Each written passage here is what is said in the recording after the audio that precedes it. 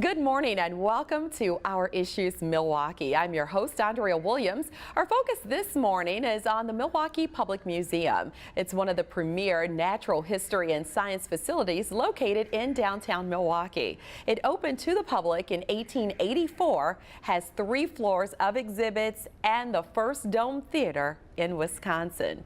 We'll talk about all the exciting things happening here at the museum, and here to help us get things started is Dennis Coyce, President and CEO of the Milwaukee Public Museum. How are you? I'm fine. Thanks for having me. Thank you for having us here at the museum. A lot of exciting things happening, as I said, and you are fairly new to this position, so... I am. I just returned to Milwaukee a few months ago from some number of years away, but I grew up here. So I grew up coming to this museum as a child and remember it fondly. So it's really exciting to be back and sort of running the show at this point. Absolutely. Yeah.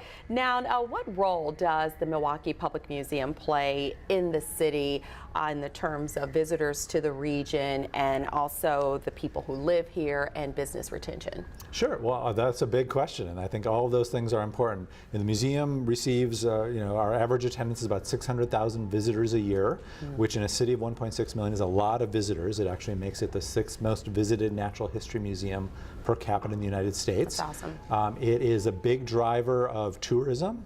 A lot of those folks are from out of the region, out of the state. If you come to Milwaukee, this is one of the things that people will typically come and see and do.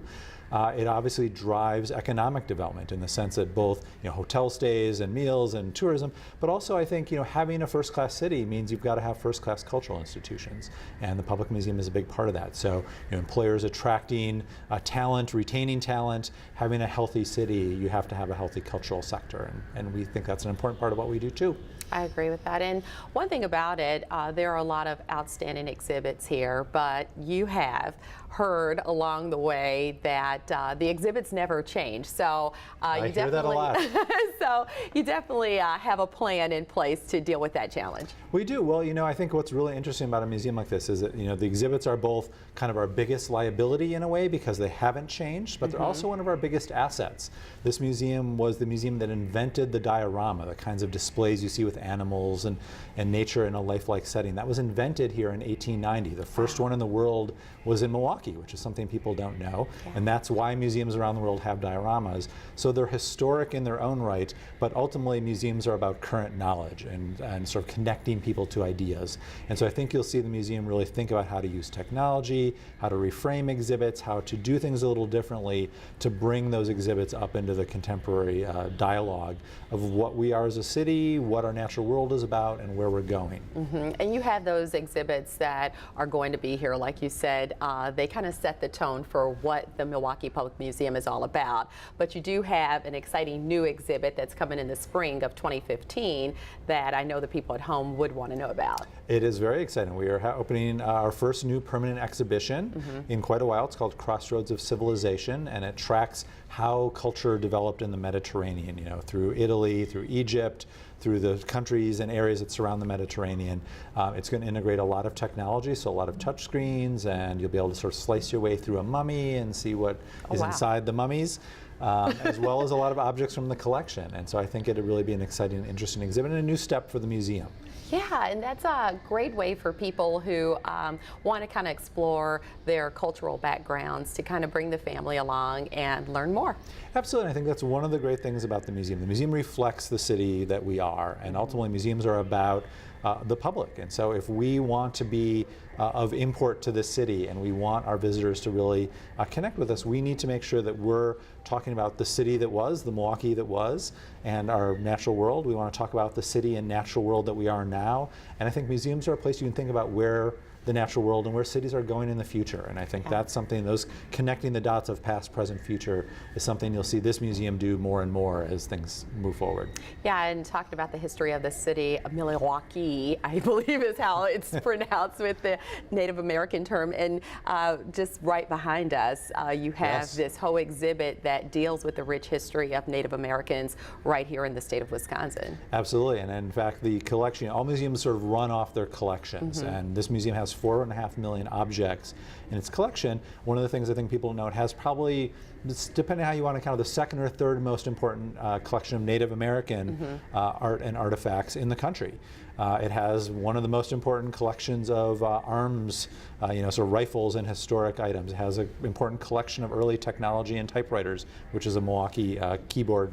The QWERTY keyboard was invented in Wisconsin. Wow. So, there's all kinds of interesting little tidbits and collections, and the museum's role is to find ways to connect people to those ideas and use the collections as a springboard to really get you to think about what it means to, sort of be of and from this place. Yeah, and speaking of connecting, you actually deal with a long list of great organizations and innovators that are right here in this city, and you kind of want to connect with them and allow the museum to be that go-to place. So talk a little bit about the importance of that and how you go about doing it. That's a really great question and a really great point. Museums ultimately are places of dialogue. They're where you can bring together people from all disparate parts of our culture, our economy, our life, and talk about interesting topics. And so the museum, we really need to be the go-to connector for interesting ideas, makers, interesting people in the community, creative ideas, dialogue about what this city's about. And I think you'll see us do more of that through partnerships,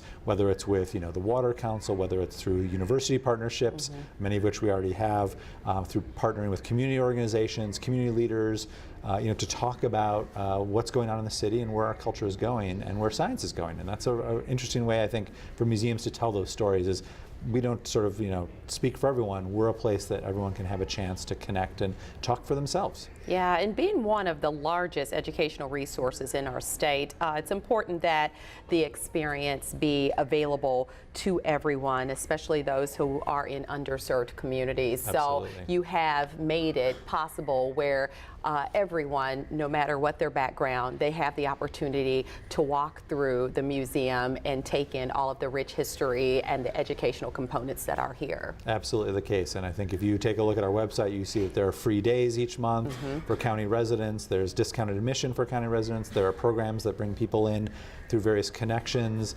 We do programs for people suffering from Alzheimer's and memory loss. We do school programs for somewhere in the neighborhood of 100,000 school kids a year. So it's a huge connector, and there are a lot of ways to access what the museum has to offer. And I think often, because the Public Museum has been around so long, it was really the first museum in this city, people tend to forget how large it really is. It is. And we, twice the number of people come to this institution every year as the Art Museum, for example, which, with its beautiful new building, I think people really love to visit and sort of pay attention to. But this museum is a huge resource in this community. So we're really proud of that. I love it. And finally, I just want you to let our viewers at home know how, in fact, they can become a member of the museum, because its membership has its privileges, right? Absolutely. We have about 18,000 member households, and we would love people to become members of the museum. It lets you get access to free exhibits and come into the museum free and all kinds of discounts and things. And they can go on our website and join on the website. They can join here at the museum. But I think it's especially if you're a family and you're going to visit this museum, you've got kids who love dinosaurs or asteroids or science or nature. That's something you're going to want to do because it just makes a lot of financial sense. Yes, it all makes sense. And I thank you so much for coming by and giving us the information that we have so far. And you've mentioned some things that we will definitely learn more about through this conversation. So again, thank you. I'm excited that you'll be doing that. Absolutely. The website for people to get more information on anything you've mentioned is mpm.edu. Thank you so much.